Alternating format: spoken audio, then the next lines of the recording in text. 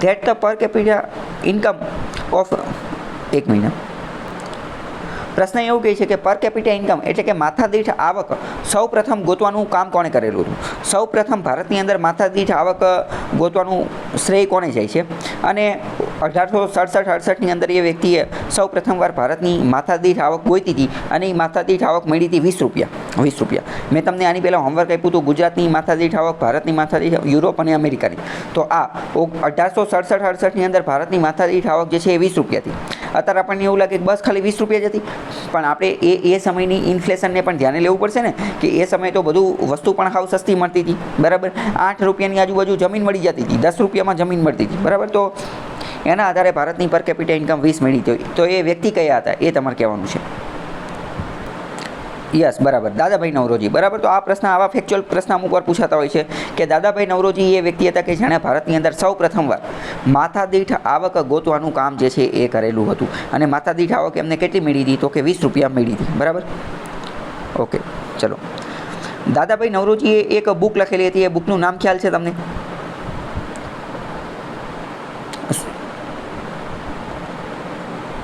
Yes, poverty and unbritish rule in India, બરાબર. જો નીચેની સ્લાઇડમાં આપેલું છે poverty and unbritish rule in India. તો અમુક વાર પ્રશ્ન પૂછી જશે કે દાદાભાઈ નવરોજીએ કઈ બુક લખી હતી, અથવા આ પ્રશ્ન વારંવાર પૂછાયેલો છે કે poverty and unbritish rule in India આ પુસ્તક કોણે લખેલી છે, બરાબર. પહેલી વસ્તુ. બીજી વસ્તુ, drain of wealth. Drain of wealth. Drain of wealth, ધન નિષ્કાસનનો સિદ્ધાંત. ધન નિષ્કાસનનો સિદ્ધાંત, આ સિદ્ધાંત કોણે આપેલો હતો એ ખ્યાલ છે તમને? ડ્રેઇન ઓફ વેલ્થનો સિદ્ધાંત. હા, તો ડ્રેઇન ઓફ વેલ્થ, ધન નિષ્કાસનનો સિદ્ધાંત જે છે એ પણ દાદાભાઈ નવરોજીએ આપેલો હતો. એ પણ દાદાભાઈ નવરોજીએ આપેલો હતો.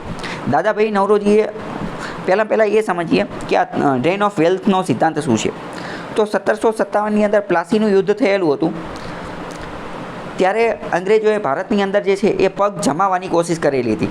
પ્લાસીનું યુદ્ધ એ પ્રથમ એવું યુદ્ધ હતું કે જેના આધારે અંગ્રેજોએ ભારતની અંદર કબજો કરવાનું, ભારતને ગુલામ બનાવવાનું સ્ટાર્ટ કર્યું, બરાબર.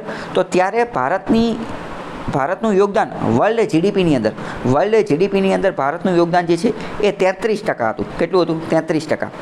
ત્યારે વિશ્વની જીડીપીની અંદર ભારતનું યોગદાન 33% હતું. એનો મતલબ શું કે આખા વિશ્વના બધા દેશોની જીડીપી ભેગી કરો અને જો 100 રૂપિયા થતી હોય, આખા વિશ્વના બધા દેશોની જીડીપી ભેગી કરી નાખવાની, જો એ 100 રૂપિયા થતી હોય તો એમાં 33 રૂપિયા તો ખાલી ભારતમાંથી આવે છે. તો આ પહેલાં તો બહુ મોટી વાત કહેવાય. કેમ બહુ મોટી કહેવાય? કારણ કે અત્યારે વિશ્વની નંબર 1 જીડીપી જે છે ને એ અમેરિકા છે.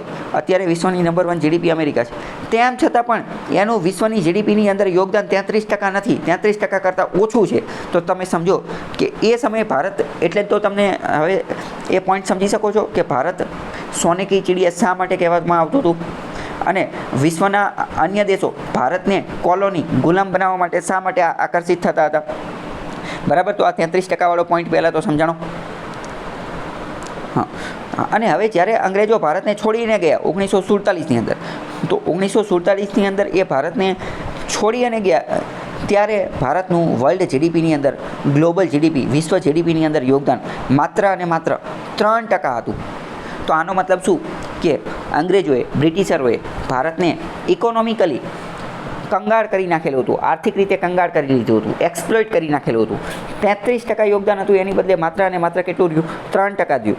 તો આજે 30%નું નુકસાન આવ્યું, એને જ દાદાભાઈ નવરોજી શું કહે છે? ડ્રેન ઓફ વેલ્થ, ધન નિષ્કાસન. એટલે કે ભારતનો પૈસો જે છે એ અંગ્રેજો આપણને ગુલામ બનાવી અને અહીંથી પૈસો જે છે એ લઈ અને જતા રહે છે. આ આખા સિદ્ધાંતને ડ્રેન ઓફ વેલ્થ, ધન નિષ્કાસનનો સિદ્ધાંત કહેવાય. કે અંગ્રેજો ભારતની અંદર એવી પોલિસી લાવે છે, ઇકોનોમિક પોલિસી એવી બનાવે છે, પોલિટિકલ પોલિસી, એડમિનિસ્ટ્રેટિવ પોલિસી એવી રીતે બનાવે છે કે જેના કારણે ભારતના પૈસા વધુ અને વધુ જે છે એ અહીંયા પહોંચી જાય. ખ્યાલ આવ્યો કે ન આવ્યો? અંગ્રેજો ભારતની અંદર એવી પોલિસી લાવેલા હતા કે જેના કારણે ભારતની હેન્ડીક્રાફ્ટ ઇન્ડસ્ટ્રી જે છે, ભારતની હેન્ડીક્રાફ્ટ ઇન્ડસ્ટ્રી જે તે સમયે ધમધમતી હતી, એમને જે છે એ બંધ કરી નાખી. એકદમ બંધ થઈ જાય ને એવી પોલિસી રહે. તમને એવું લાગે એમને એવું તો શું કર્યું કે ભારતની હેન્ડીક્રાફ્ટ ઇન્ડસ્ટ્રી બંધ થઈ ગઈ?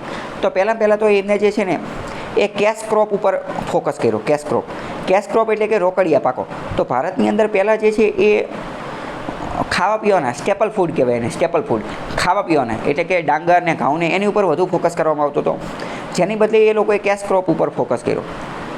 તો કેશ ક્રોપ ઉપર ફોકસ કર્યો તો એના કારણે પહેલાં તો ભારતની અંદર ફેમાઇન, દુકાળ ને એ બધું જોવા મળ્યું. એમની એવી પોલિસી રહે કે કેશ ક્રોપ જે છે એ વધુ અને વધુ ઉગાડો. આ બધું થયું તો એના કારણે જે ગરીબી, બેરોજગારી ને એ બધું આવ્યું અને હેન્ડીક્રાફ્ટ ઇન્ડસ્ટ્રી જે છે એ પણ ભારતની ર્યુન બરબાદ થઈ ગઈ. અને અંગ્રેજોએ single way free trade policy લાગુ કરી હતી. Single way free trade policy. આનો મતલબ શું? આનો મતલબ એમને એવું ચાલુ કર્યું હતું કે ભારતથી જ્યારે રો મટીરિયલ જે છે ને એ વિદેશમાં મોકલી શકે, બ્રિટનમાં ભારતથી રો મટીરિયલ મોકલી શકે, એની ઉપર કોઈ ટેક્સ નહીં લાગે.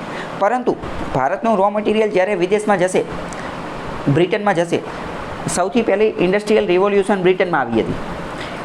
ઇન્ડસ્ટ્રીયલ રિવોલ્યુશનનો મતલબ શું? કે ઉદ્યોગોનો ઉપયોગ કરવાનો, મશીનનો ઉપયોગ કરવાનો. તો બ્રિટન શું કરતા હતા? બ્રિટનવાળા ભારતની અંદરથી રો મટીરિયલ મંગાવતા હતા, કાચો માલ મંગાવતા હતા. કેવો કાચો માલ? તો કે કોટન, કપાસ એ કાચો માલ હતો. એમાંથી કાપડ બનાવતા હતા અને એ ભારતની અંદર એક્સપોર્ટ કરતા હતા. તો એની ઉપર વધુ અને વધુ ટેક્સ ઇમ્પોઝ કરતા હતા.